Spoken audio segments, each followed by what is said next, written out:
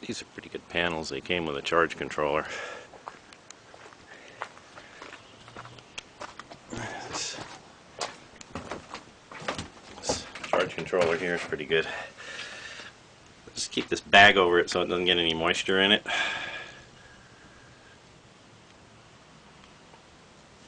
And I have that go into a battery bank.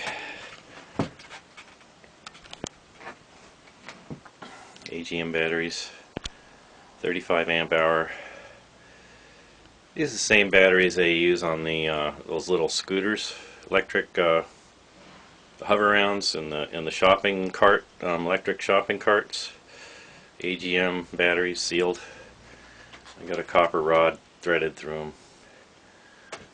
And then I have the charge controller from the 2 55 watt panels. I have those draining in the center of the battery bank, and then I have the 2 Sunforce charge controllers that are coming from the Sunforce panels. I have those connected at the corners of the batteries on each end, opposite ends, to get the batteries to charge evenly. That's why I also have that bus bar, that big copper bar. I threaded it through the ends of the batteries. The other side, it has just the I got those cables at Walmart in the automotive department. They're for batteries. So I'm going to take that off eventually and add this, put this copper rod in there. But I need to grind it down, then put some flat areas for some holes for the wiring on there. Basically, that's my setup. And then I have this pure sine inverter from PowerBright, 1500 watt, 2000 watt peak. It's got a 10.5 volt shutoff.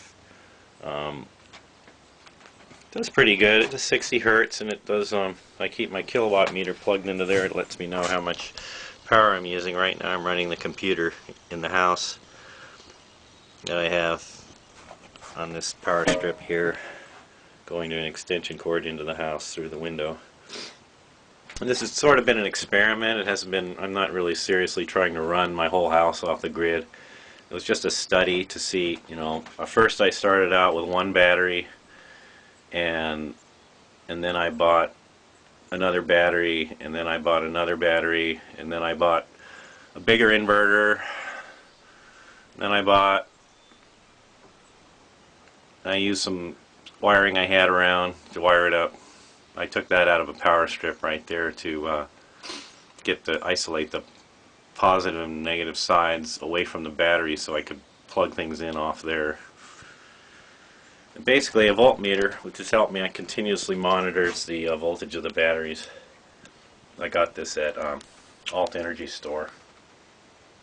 No, I got this one I got at Radio Shack. The amp meter that tells me how many amps are coming off the panels, I got that at Alt Energy Store. It's been pretty good. See, it tells me I got about 3 amps coming off the.